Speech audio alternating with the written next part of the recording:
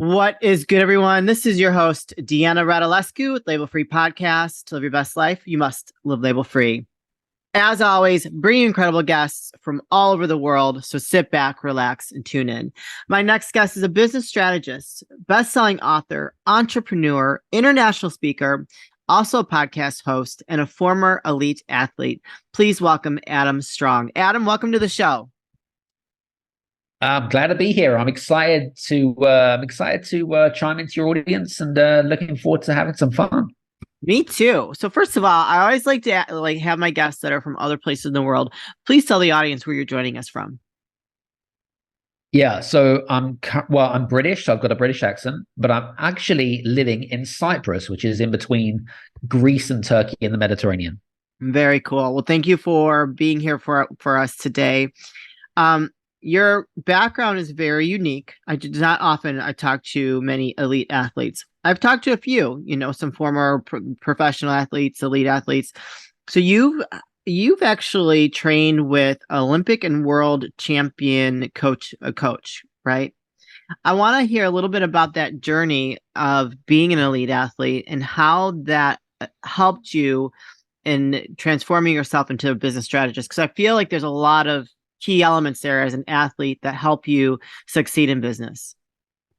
Absolutely. Well, it started off when I was younger.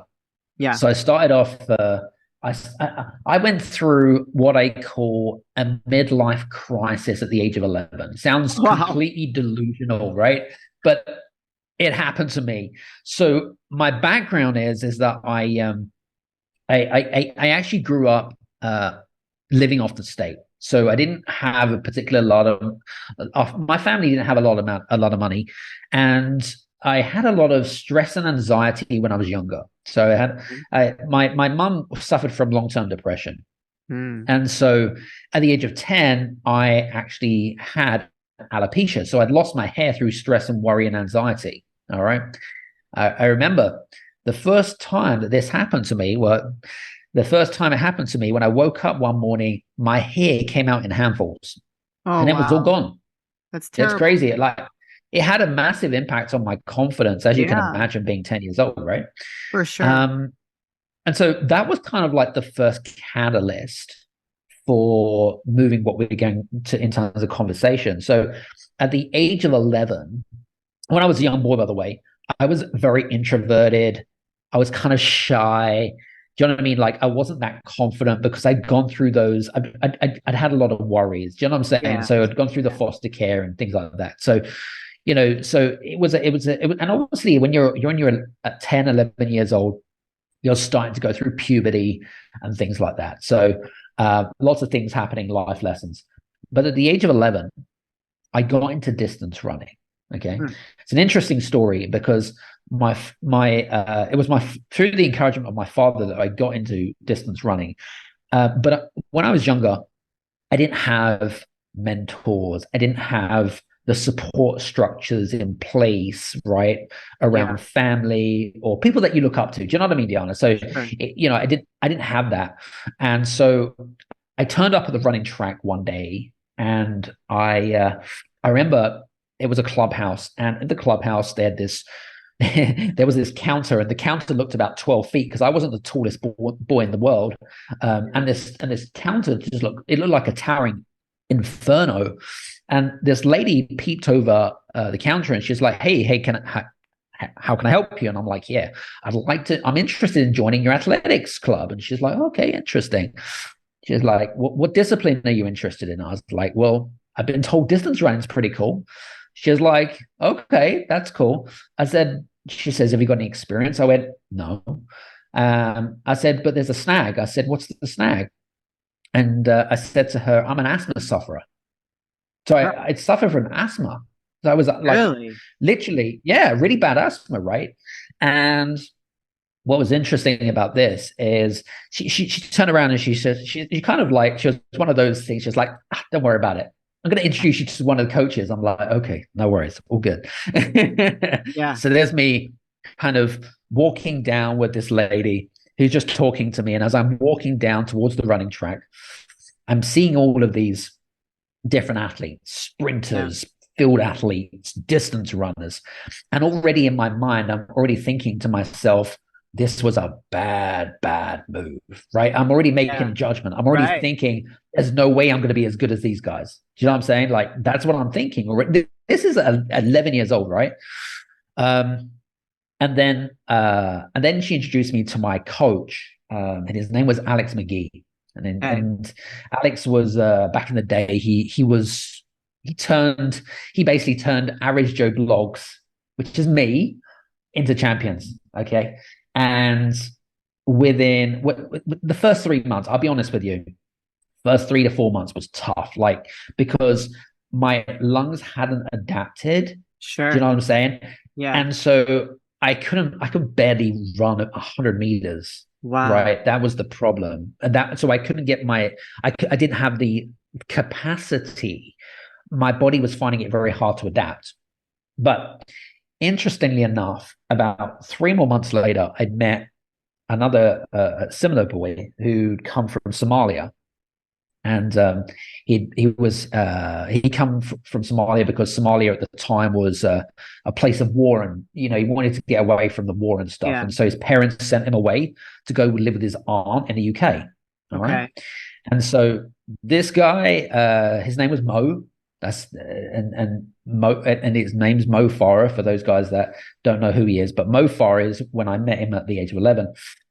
He had similar background, so he could barely speak any English. Hmm.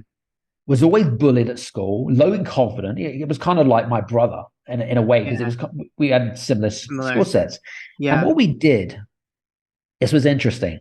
What we did is we effectively used our, I wouldn't call them weaknesses, but our life experiences in being bullied and having no confidence. And we used that as a competitive weapon and Yeah. used it with each other so that we can become better people, so we can increase our confidence, so Wow. we can increase our self-discipline and be the best versions of ourselves. Yeah. This was all at the age of 11. And so Wow. within 6 months, my asthma had completely disappeared. And within 24 months, me and Mo were running at national and international level for the Wow. country. Holy cow.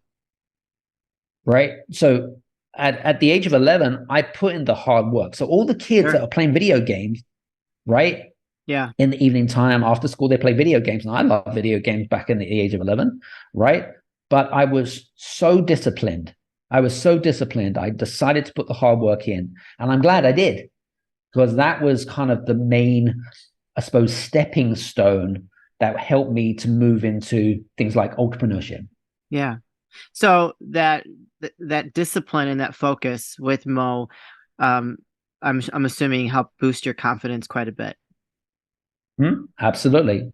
Not just confidence, but we're talking like, some of the things that entrepreneurs desire, where we talk Yeah. about skill set, right? We're not Right. just talking about mindset, we're talking about entrepreneurial skills that effectively set you up for success, whatever Yeah. success looks like to you, right? Sure. So I managed to, I suppose, I wouldn't say master them. I was always a student. I'm still a student, but I managed to master and get a competitive edge on the importance of resilience, on Yes. focus, on self-discipline, right? All of those things that we talk about on podcasting, with Yeah. interviews, with guests and stuff. We talk about all this all the time. Right. The only difference between people talking about it is that I experienced it at a much, much younger age. Yeah. So You there you go. experienced a lot at a young age. Just, I mean, how traumatic. Have your hair fall out? You had your father and mother, but you were still in the foster care system. Right, exactly. That's heavy. So wow. So now after your athletic days, did you jump right into entrepreneurship, or what was that journey like for you? Yeah, it's an interesting one. Believe it or not, I said to you at the beginning, I went through a midlife crisis, right? Mm-hmm. So Right. at that same age, aged 11, I started up my first company. Get out. Wow, I love it. Okay. As you do, right? So let me quickly tell you the backstory. Okay. So where we lived not far from a nature reserve. The nature reserve was right next to a golf course. It was an 18-hole golf course, right? And so because as I said to you, I wasn't I was a kind of an uncomfortable young lad. Didn't really have a lot of friends. Just one weekend I was out just taking a walk as you do. And I Mm-hmm. started, and I don't know if it was a message from the universe or I don't know, but whatever. I started seeing all these golf balls appear in the river and the streams as I was walking along. And I'm Hmm. like, is that a sign from God or Yeah. whatever? Um, and so next day, I decided to go back with a bucket and I started collecting all these golf balls, right? Yeah. So some of the water levels would come up to beyond my knees and up to my waist sometimes. I didn't have, right equipment or resources. I just Sure. decided to collect these golf balls, just for fun. And then I decided as I was walking and foraging through the bushes, I started walking along the edge of the fairway of the golf course. Yeah. And this particular golf club at the time, it was full of retirees. The average age was like 74. They must Mhm. have had a handicap of plus 20. Right? Yeah. So they're recreational golfers, right? But hey, in the world of sport, no one likes to lose, Yeah. especially if you're budding up, right? So I remember the first time this has happened to me, Dylan. What I'm doing is I'm walking along the edge fairway, and I have two elderly gentlemen running over, right? Literally running over, kind of like waving their arms at me frantically, saying, "Hey, hey, hey!" I'm like, "What the hell's going on?" type of Yeah. thing. And then they come Right. over and Right. they're like, "What are you doing here?"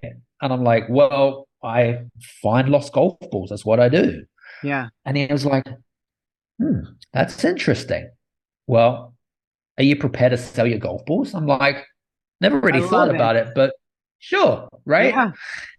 And How then they clever. started, right? And then this is how I started learning some new skills.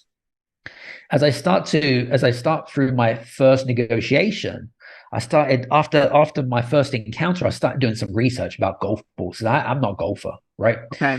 And I learned about brand or the importance of brand. I learned about the fact that the customer likes quality. They Yeah. like the fact that conditions important, right? And guess what? If you're a golfer, you know that golf balls are freaking expensive, right? Yes. That you can talk about Yes. 15, $20 for a ball, right? Yeah, I mean, we're Yep. talking big bucks, right? Um, and so what I started doing is I started to practice my sales and negotiation tricks. Okay. All right. So they'll put in an offer and I'll be like, really? I mean, this ball, it's a Slazenger. I know it's worth $15. I mean, seriously, you're offering me like $3. I mean, no. And so I'd be prepared to walk away. And they'd be like, right? It's like kind of Yeah. taking a toy from a child, Yeah. right? No one likes that experience. Okay. Right. And then they'll come back to the negotiating table. And then we'll find a middle ground where we're both happy. The first time that this happened to me, right? I kid you not, I goes back home and I've got loads of coins in my pockets, right? Wow. My mum Yeah. starts to interrogate me and she's like, "What the hell did you do? Yeah. Did you do, like, you know what a parent's like? It's like, did Right. you do Yeah. something bad, right? Yeah. You know what I'm saying? Like, did you rob a bank?" And I told her the story and she's like super proud of me. And just kind of from that day forward, I contributed towards groceries, milk, and bread, and things like that because that's what we Sure. needed. So that was kind Yeah. of the backstory of my first taste of entrepreneurship. Oh, hi. It's your host, Deanna Radulescu with Label Free Podcast.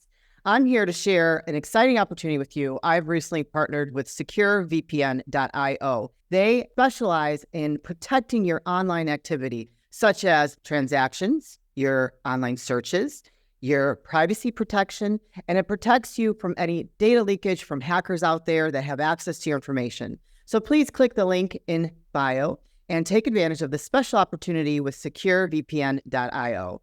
Again, this is your host, Deanna Radulescu with Label Free Podcast. To live your best life, you must live label free. Wow. Now you own 3 different businesses. I do. Right now I do. Yeah. What kind of businesses do you have? Well, my first business, which is as you mentioned at the beginning, I'm an award-winning business strategist. So one of the things that just from my 30 years of experience in running my own businesses and scaling up, and also through the life lessons of athletics as well, I love working with your attorney or your advisor or your accountant, your CPA type of thing. And one of my big visions, should we say, over the next 3 years is to work with 1,000 different types of advisory board type of businesses and help them to scale to 7 figures. So that's kind of the big vision, should we say? That's awesome. So a lot of entrepreneurs or corporations? It's mainly kind of entrepreneurial leaders that are running kind of like your professional services firm. Sure. So we run a mastermind for that. So that's kind of, I love doing that. Like just working with group people, it just fills my boat. Do you know what I'm saying? So that's, I suppose, one side of my business that I do. The other side of my business, I do some property, of course, and real estate here in the Mediterranean. So, I mean, it's a great opportunity. Who doesn't want 320 days of all year round sun? I mean, it's stupid not to, right? Yeah. I'll take it. So I hate the cold. There you go. Yeah. See, I've already got one buyer. And then the third business that I actually work with is I work in the world of blockchain and AI technology. So that's a really fantastic project that I'm working with a company in London. And we're just educating people around how to create passive and semi-passive income streams. Because, I mean, who doesn't want more income streams at the end of the day, especially when you're an entrepreneur? So those are I suppose, my 3 mini projects that I'm working on right now. And I love it. Amazing. Are you still an athlete? Do you know what? I don't do running to the levels that I was doing. I actually, do you know what? It's interesting. This year, I set myself physical challenges, Diana. I'd like to do that. The reason for that, I suppose, is in a way, in an ego way, right? Yeah. Basically, every year I set a challenge, and the challenge is that I need to prove to myself that I've still got it, right? That's my ego within myself, right? But actually, it's good for my mental health. It's good for my energy levels and all of that kind of stuff. So this year I did adventure racing. I'm not sure if you know what adventure racing is. I think I have an idea, but you want to explain it to us? You have an idea? Well, you explain it to us. Yeah, it's a bit like a triathlon. It's a bit like a triathlon, but it's a bit more extreme. So it's essentially 4 activities. So it is a combination of trail running, so off-road running, mountain biking, and kayaking, as well as orienteering. So you have a map and you have a compass and you get to the certain checkpoints within the 3 disciplines. Very cool. So it's very cool. We have a what do you call it? We have a set time. So this year I decided to do the elite category, and it took me around 6 hours. Holy cow. So, it's not for the faint-hearted, I can tell you that. So, but the other thing I actually started taking up is CrossFit. So I wanted to, oh my gosh, seriously crazy, like CrossFit. I remember the first few sessions, I walked around like I shit my pants. I kid you not, it was so sore. But it's a lot of fun, type of thing. So, it's kind of cool though. But yeah, that's kind of what I'm doing now. Amazing. I love that. And I feel like for people like us that are kind of type A, that there always is a level of physical activity in what we do that helps give us an edge in the businesses that we have and how to grow them. Absolutely. And I think that's like a real key thing for a lot of people who are in business. I want to highlight one thing. You say in your bio, you're a champion for supporting women and becoming the best man for supporting women in business in 2016. And you were featured on the front cover of Influential People magazine, Steer magazine, and Global Man magazine, BBC Radio, et cetera, et cetera. Can you tell us a little bit about that? Sure, absolutely. Well, there's a couple of spins to that. So I'll tell you about the empowering women part. So back in, when was it? Must have been around 2014, 2015. I was actually in the world of high performance coaching. So what does that mean in context? So one of the things that one of the things that our company did at the time was in the corporate well-being space. All Okay. right. So we was offering high performance coaching for organizations, mainly. That's what we were Okay. doing. Yeah. And there was a well-being element to this. All right. Okay. And one of the innovative ideas I came up with one year was I needed to get in front of the key decision makers. Now I didn't have any contacts. I was too early on LinkedIn. So I didn't have the relationships. I didn't come from corporate. Yeah. So I didn't have the key necessity partnerships in place to be able to, use that as a stepping stone to get into companies, right? Sure. So one of my ideas, and this is again great for your listeners, especially if you're trying to reinvent yourself, is to spend some time trying to think to yourself, how can I be more innovative in my company? Yeah. And so one of the things that I decided to do was I thought to myself, who has access to key decision makers within the company? Yeah. Right? Who are the decision makers? Normally they're senior management, they're CEOs, they're the persons that writes the checks out effectively, Yeah. right? Who are the main gatekeepers? They are the executive and personal assistants, right? Sure. That's what they are, right? They're the ones that are basically in charge of the diary. So I decided to create an association, and the association was called this: the sorry, hang on a second. The extraordinary. Hang on a minute. Let me just double check what I'm saying is the Association of Extraordinary PAs is what I called it. Oh wow, I like that. And then I had. Yeah, you like that, right? And the banner was like Wonder Woman, and the woman, there was a woman on the banner, and she had a cape around herself, right? So you can envisage that. And so what I found through market research, is that personal assistants and executive assistants, they don't get paid enough, they don't get recognized enough, and they're kind of like they're not valued enough in their organizations. So I felt like I needed to create an association which will help them with their personal growth and their personal development, but to champion them. Yeah. So I created this association, and every month what we did is we ran free events. I got sponsorship. Wow. It was literally, I managed to get sponsorship from hotels. I mean, I didn't spend a single penny, a single dime on advertising or anything, right? Yeah. And so just through the relationship building, because relationships is a long-term game, right? Yep, okay. Sure is. And through trust, okay, we started to get introductions to organizations. And it was through that innovative way. All right. That's awesome. That was and then obviously I got an award for that. I think it was just down to my, I don't know, smart innovation. I don't know, whatever. But that was the first part of that.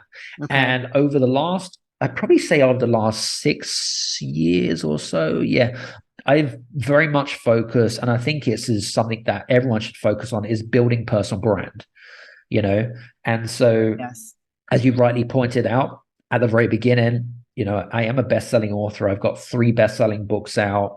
As you mentioned, I am a podcast host, and it's just through building and giving content out freely and openly, but also understanding. This is important because if you understand your key clients, your audience, like they are your best friend, you know their core values, you know what's important to them, you know their pain points, and you start creating content, then you start to put yourself on people's radars. All right. Exactly. So you know what I mean? So with the magazines and some of the media that you'd mentioned, actually, we was a PR agency that we worked with, did a great job in just kind of getting the message out there a little bit. I managed to get featured in Forbes magazine as well. So, it was a great time purely because they saw a great message. And this was based around, sort of the last sort of 2-3 years during kind of the pandemic and things like that, just because we created such an empowering summit that we created. And that was just purely free for people just to kind of get them back into a stage of momentum and flow. And we just got so much great free press off the back of that, which was amazing. So that's basically how it's come about. That's amazing. Well, thank you so much for, I think where there's those women that don't have voices, you are able to be a very big voice for them. And I love it when a man is championing and empowering women. I think it means a lot. It actually I think goes a little bit longer of a way than sometimes women empowering each other. You know what I mean? Um, as, Absolutely. as a podcast host, what is the name of your show and what can people expect when they tune in? Yeah, it's a great question. Well, the name of the show is called The Game Changers Experience. However, I haven't told you this, but I'm going for a massive rebrand at the moment. Oh, okay. So we're going to be, and I'm happy to share with your listeners what it's going to be called.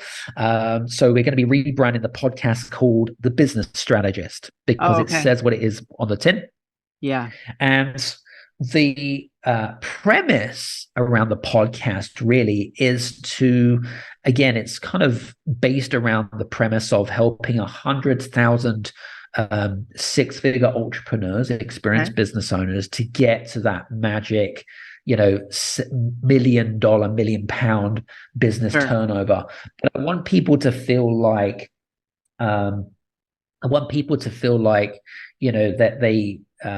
they can do it, right? That they've got the knowledge, know-how, that they have someone backing their corner in terms of like the really good quality content, whether it be marketing, whether it be branding, whether it be personal growth, scaling up, or whatever it is. But effectively, that is the main vision around it. So I'm excited about it, in all honesty. I'm really excited about it and what that's going to kind of like, what the spin off the back of that is. And probably it's the same for you. We both love creating content, right? We do it freely and openly. And I used to think, and I don't know about you, but I used to think that content was a complete waste of time. It's a world we live in now. It's a completely different world now. And it's, and I just came to that realization. I think it was like about 4 years ago. I started putting some content out, I started getting some real results. And then I just thought to myself, well, maybe this content malarkey isn't so overrated as it says on the tin type of thing. And that's kind of how I got into podcasting, actually. And just now, I was speaking with somebody else actually today, and they asked me, they're like, so how many interviews have you done? And just over the last 3 years, just in the last 3 years, I've done in excess of over 1,000 episodes, not just on podcasting, but just, and it's just probably the same for you as well. Being invited to speak on certain platforms and summits. But I love it. It's fantastic. Yeah. Well, I mean, I think that when you have a message that's important and you feel that it's people are being drawn to you, that it's your responsibility to continue to put that information, put that content out there. Because I believe we all have an audience, and it's important. It's important to share your message with people because it helps. Your message is very powerful. You had a choice when you were younger. You could have went down a very bad path as a young kid that experienced that trauma, your hair falling out, being in the foster home, but you decided to go another direction that really set you up for success. And those were labels that you could have owned for the rest of your life, right? And so, like, hence the label free, where you decided not to let that, steer you in the wrong direction. So I think it's a beautiful thing. Adam, where can people find you, connect with you, listen to your podcast, and learn more about you? Yeah, appreciate that. I think the best platform to come and follow me on is on LinkedIn. I'm always on LinkedIn. I love LinkedIn. And we're going to be doing some more stuff on YouTube as well. I know that's one of your favorite platforms as well. Or alternatively, you can check out my website, adamstrong.net. Perfect. You guys, I'm going to put those links in the show notes. So go connect with him on LinkedIn. Go check out his website. And if you're interested in his books and go listening to his podcast, go check out his website. I'm sure all the information will be there. Adam, this is the part of the show where I like to ask for last words of wisdom or advice. What would you like to leave with us today? Yeah, that's probably the hardest question out of today's show, but I appreciate you asking me. Okay. Last words of wisdom. I think for me, my last words of wisdom would be move forwards, always move forwards, because if you're not moving forwards, it's like this, and you may have heard this analogy before. If you're not growing, you're dying. Yes. Okay. That includes, by the way, standing still and staying plateau. You're dying. Okay. All right. So what are you doing to shift the needle every day? What are you doing to move forwards every day? What are the things that you're doing to upskill yourself? What are the things that you're doing to add more value? What are the things that you're doing to be a better version of yourself? So it's a really important question to ask yourself, okay? Because if you don't ask really important questions, then we start to turn off our, what I call, brand awareness radar. Because the more aware that we are as people, the more that we know how to effectively, we know our strengths, but we also know how to make improvements to make that extra fine margin in terms of moving forward. It's like athletics. You don't talk about the person that won the silver medal. You always talk about the person that win the gold medal. So that's my point. So I hope that helps. I love that. Yeah. Always be moving forward. I believe that wholeheartedly. I never want to sit still, because I feel like we should always be just focused on becoming better and growing and moving forward in our lives. Adam, what an incredible man you are. Holy cow. Just like jack of all trades, like, geez, Louise, and the master of them all, clearly. So thank you so much for sharing your story. And thank you for being strong at a very young age and not allowing those traumatic things to hold you back. And now you are an incredible example of what perseverance and resilience looks like. Appreciate that. Appreciate the conversations. Thank you so much. You're welcome. You guys, this is your host, Deanna Radulescu with Label Free Podcast. To live your best life, you must live label free. As always, don't forget to subscribe, follow, rate, review, comment, share, all those good things. And I'll be back soon with more dynamic guests.